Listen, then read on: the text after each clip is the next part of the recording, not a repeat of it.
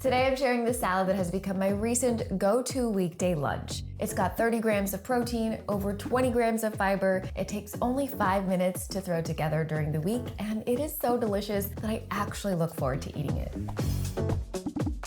The secret to making this a 5-minute meal during the week is to do a little meal prep on the weekends. If you've seen some of my videos, you might have already guessed that. It's not a lot. I'm gonna walk you through it, and I've designed it to be as efficient as possible. So the first part of our meal prep is kind of a 2-for-1. We're gonna do some roasted chickpeas as well as roasted walnuts. This is 2 cans of chickpeas that I have drained and rinsed and dried very well so that it can crisp up in the oven. I think every good salad should have some sort of crunchy texture, so the walnuts and the chickpeas are gonna provide that. We're gonna start with a little bit of olive oil. You don't need much. I'd say about 4 teaspoons for 2 cans of chickpeas. And you wanna season pretty generously with kosher salt and black pepper.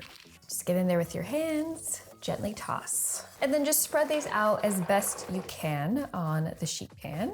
No overlapping. I'm gonna pop these in the oven at 425 Fahrenheit. You want it in the top third of your oven, and I would say about 30 to 35 minutes without tossing. In the meantime, we'll get started on prepping our walnuts. I'm measuring out 1.5 cups of walnuts. You can buy pre-chopped walnuts, but if yours are whole like mine, chop them a little bit because they'll roast evenly that way. Walnuts are not great in their raw form. They're kind of bitter. They've got a weird texture that's a little waxy. If you roast them, add a little salt. It's just so much better.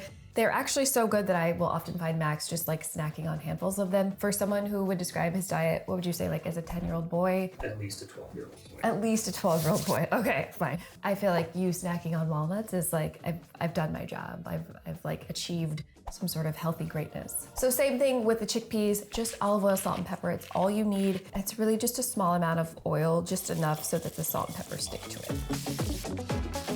Parchment paper just makes cleanup a little bit easier, but if you don't want to use it, you can skip it. I'm not going to put these in the oven just yet because walnuts will burn at 425. So I'm going to wait for the chickpeas after 30-ish minutes, and then I'll reduce the oven temperature and add these while the chickpeas finish up. But we still have some time for that to happen, so we'll move on to our salad base. For our salad base, I've got 2 different vegetables, kale and cabbage. And I know kale isn't everyone's favorite. It's a little roughagey and tough, but I'm gonna show you a few things I do to make kale very, very delicious. So the first thing you wanna do is strip out this very tough, large, thick stem. It is way too thick to eat raw. You can do it pretty easily with your hands, or if you have one of these tools, you can try this out. Well, that did not go as planned. Maybe don't use one of these tools. I'm not even sure what this is called. Max calls it a kale stripper, which honestly sounds like what would be my second career if YouTube doesn't work out. So please like, comment, subscribe, and share. One of my secrets is to slice this as thinly as you can. I like to layer several leaves on top of each other and then just slice very thinly. This makes it so much easier to chew. It's just enjoyable, and you don't need a knife to eat your salad. Very important, make sure you wash and dry your kale. My favorite part. Practicing for my kale stripper days. You might have heard that massaging kale can soften it, so that's what we're gonna do today. I like to use a little bit of lemon juice. The lemon juice actually tenderizes the kale fibers, and a little bit of salt. The acidity and the salt are gonna kind of tame that natural bitterness that kale has. I don't wanna over massage it though, because I want this kale to last for at least 5 days in the fridge. You're doing like a Swedish massage level here. If you're gonna eat this today, maybe go ahead and do like a deep tissue sports massage, but for the purposes of meal prep, just a light massage is good. All right, let's move on to our cabbage. This one is enormous. I definitely am not going to use all of it. Probably save half of it for a cooked cabbage dish later this week. Once I have the cabbage in quarters, I like to just take out some of this tough core. The reason I love using cabbage is because it is so affordable, has a really good shelf life. Once you prep it, like we're gonna do today, it'll stay good in the fridge for about a week. There are 2 ways to prep the cabbage. First, you can just slice it as thinly as possible with a knife. Or if you have a mandolin, you can use that here to get it even thinner, and it's pretty quick. For storage, you can use either a large Ziploc bag or a reusable bag like this. Same thing for the kale. Depending on the type of bag you're using, it should stay good for at least 5 days in your crisper. It's time to check on the chickpeas. You can see they have shrunk quite a bit. This is what you're looking for, a golden brown texture. And they should be almost done because we're gonna reduce the oven to 350 for the walnuts for about 12 minutes. Tossing halfway through, the chickpeas can go back to the top rack and you don't need to flip those. My top secret for turning salad from something that you eat out of obligation because it's healthy into something that you actually crave and enjoy is to have a really good dressing. Today we're gonna make my red wine vinaigrette, which is a dressing I make all the time. It is such a classic, versatile dressing. No fancy ingredients, but it tastes amazing. I like to cut my red wine vinegar with a little bit of lemon juice just for like a brighter, fresher acidity. Make sure it doesn't get in your eye though, because that is dangerous. Oh, we got 2 lemon seeds in there. This is why I use a citrus juicer. You can find all of the measurements for the red wine vinaigrette in the description box below. This is really the only recipe in this salad. Everything else is kind of flexible and customizable, but you're definitely gonna want to print out this recipe, bookmark it. It's gonna make all of your salads so much better. Just gonna give the walnuts a quick toss. Back to the vinaigrette. You know, I like a little heat, so we've got some red pepper flakes. One of the secret ingredients is some garlic. Just makes any salad dressing better. This vinaigrette makes about 3/4 cup, so depending on how well dressed you like your salads, I'd say that dresses 4 to 6 large salads. And feel free to vary the dressing if you wanna get more variety. Another one I really like with the salad is a preserved lemon vinaigrette. You can find it in chapter 5 of my cookbook. And finally, just some olive oil, extra virgin, good stuff. We're at the end of this bottle. A vigorous shake is all you need to emulsify it, and this will stay good in your fridge for at least a week and up to 10 days. Ooh, it's so good. It's tart and sweet, just a little bit. It's lemony and bright. It's drinkable. Walnuts are looking good. They're smelling toasty. Make sure these are done. Oh yeah. The chickpeas and walnuts need a few minutes to cool down, but that is the entirety of the meal prep. It was very quick and easy, and now I feel great going into the week because even if I have a really busy Wednesday afternoon, I can still assemble a delicious and nourishing lunch in just a few minutes.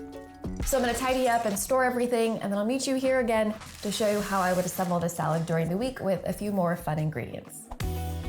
We are ready to assemble. The first thing I like to do is to grab my salad base, the cabbage and kale, and I usually just eyeball the amounts. This part is very important. You want to massage the kale and cabbage with some of the red wine vinaigrette. Use your hands. They are the best tool for dressing a salad well. You can really feel if there are any dry spots. It can also prevent you from overdressing your salad, which I see at restaurants a lot. If you see one of those videos on Instagram where they add the dressing at the very end and then use fancy tongs or spoons to toss everything, it's just not gonna be as good. Isn't that how we started this video?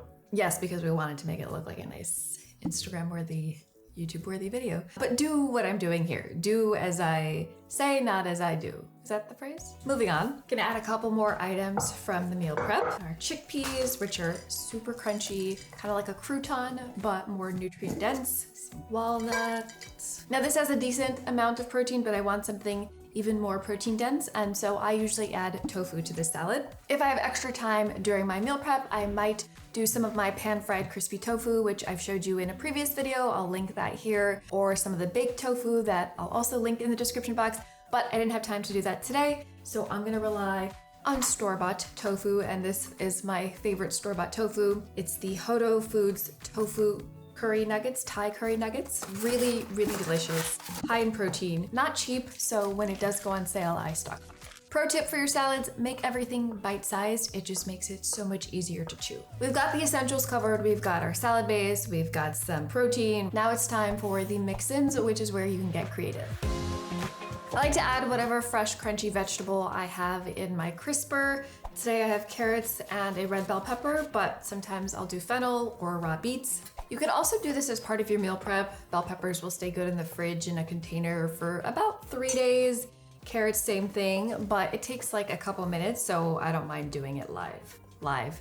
I don't mind doing it the time I'm eating. This next ingredient is kind of a must-add for my salads, sauerkraut. I try to eat as many fermented foods as I can, and this one's homemade, so it's extra delicious. I have half of an avocado in my fridge, so I'm gonna add that in today as well. It's gonna add this nice creamy element. Some people don't know this, but not only does it have a lot of healthy fats, it also has a lot of fiber. There's 7 grams of fiber in half an avocado. This part is optional, but if you have it, it's delicious. And I like to just tear it with my hands for a rustic feel. A couple other mix-ins I sometimes add to my salads, depending on how I'm feeling, what my appetite's like, what I have on hand. Pickled onions, we almost always have some sort of pickled vegetable in the fridge. I feel like with this generous amount of sauerkraut, it's not really needed today. But the other thing I like to add is feta, vegan feta from Violife. If I didn't have the avocado, it would be a nice creamy, salty addition, but I feel like with the avocado, it's not needed. And if you have some leftover fresh herbs, this is a nice opportunity to add a handful or two. This salad in particular would go well with flat leaf parsley, which is what I have, basil, or dill.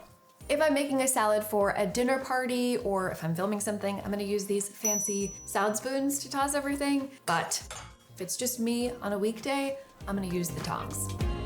Ooh, almost forgot. Some black pepper. I'm gonna taste before I add salt because there are a few components that already have salt in them.